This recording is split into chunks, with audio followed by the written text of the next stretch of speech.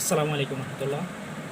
আজকে একাদশ ও দ্বাদশ শ্রেণীর শিক্ষার্থী ভাই বোনেরা, তোমরা যারা আইসিটি নিয়ে খুব চিন্তিত, খুব বেশি চিন্তিত, আজকে তোমাদের জন্য সহজ করে একটি ক্লাস নিয়ে হাজির হলাম। তৃতীয় অধ্যায় বাইনারি, অক্টাল, ডেসিমেল, হেক্সাডেসিমেল। একটা ক্লাস করবা, একটা ক্লাস পুরোপুরি করলে একদম পুরোপুরি ক্লিয়ার হয়ে যাবে ইনশাল্লাহ।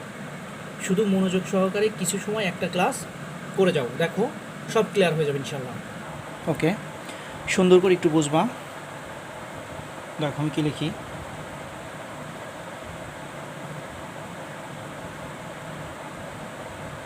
ডেসিমেল সংখ্যা হতে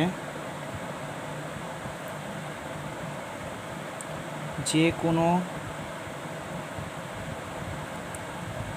সংখ্যায়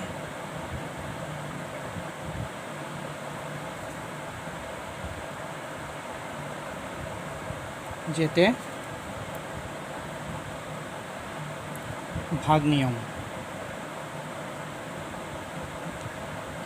এইটা একটু দারুণ করে মাথায় রাখবা। ডেসিমেল সংখ্যা হতে যে কোনো সংখ্যা পদ্ধতিতে যেতে আমাদের কী নিয়ম করতে হবে? ভাগ নিয়ম করতে হবে। আমি একটা ডেসিমেল সংখ্যা লিখি 99। এখন এই ডেসিমেল সংখ্যা থেকে আমি মনে করো যে বাইনারি সংখ্যায় যাব, তাহলে আমি কী লিখছি? যে ডেসিমেল সংখ্যা হতে যে কোনো সংখ্যা যেতে কী নিয়ম? ভাগ নিয়ম। তাহলে আমি 99টা থেকে যেটাই যাব, বাইনারিতে গেলে বাইনারির বেস দ্বারা ভাগ, অক্টালে গেলে অক্টালের বেস দ্বারা ভাগ, হেক্সায় গেলে হেক্সার বেস দ্বারা ভাগ করে নেব আমি। তাহলে আমাদের সব কিছু হয়ে যাবে। দেখো, যেহেতু আমরা বাইনারিতে যাচ্ছি, তাহলে বাইনারির বেস কত? 2। তাহলে 2 দ্বারা ভাগ করলাম।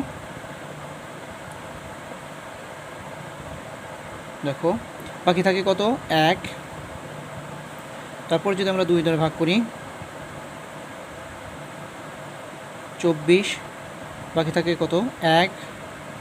তারপর যদি আমরা 2 দ্বারা ভাগ করি 12 2 24, বা হাতে ভাগশেষ কত থাকে? 0।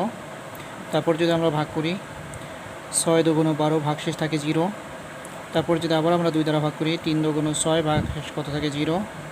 তারপর যদি আমরা আবার ভাগ করি তাহলে 2 2 2 অক্ষে 2, ভাগশেষ কত থাকে? 1। তাহলে সুতরাং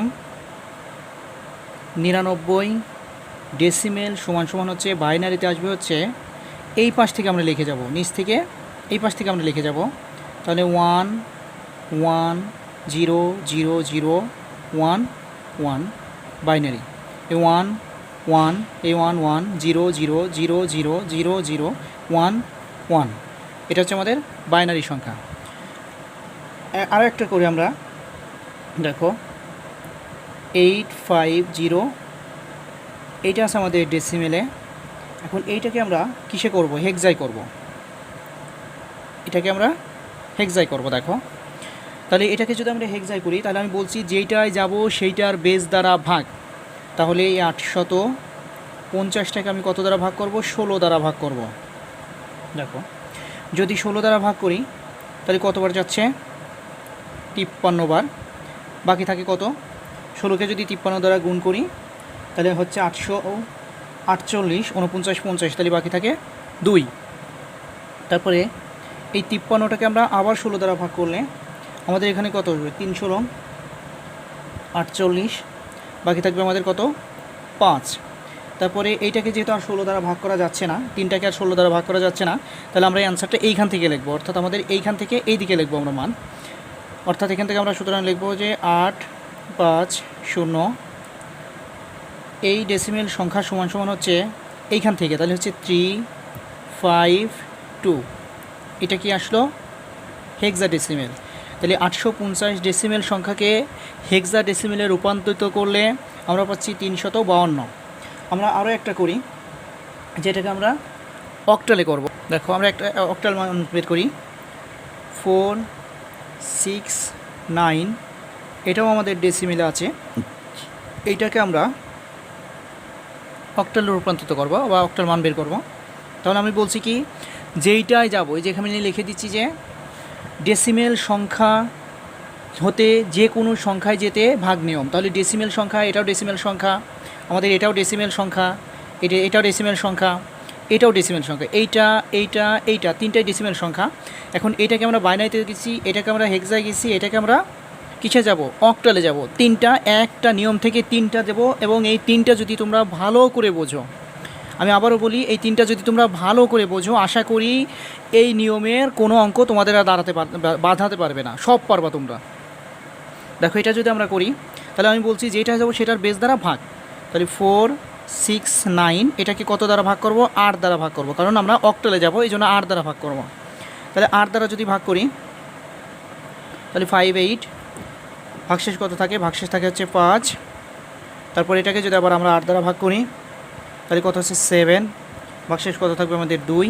তো 7কে তো আর 8 দ্বারা ভাগ করা যাচ্ছে না, এই জন্য আমরা এইখান থেকে আমরা এইটা লিখে দেবো, এই 7 থেকে আমরা এইখান থেকে লিখে দেবো। তাহলে আমরা বলবো 4, 6, 9 ডেসিমেল সমান সমান এইখান থেকে 7, 2, 5, এটা কিসে গেল, অক্টালে। দেখো আমি যে এই কথাটা লিখেছি সেইটার সাথে পুরো 3টা ম্যাথ সমাধান করে দিচ্ছি তোমাদেরকে।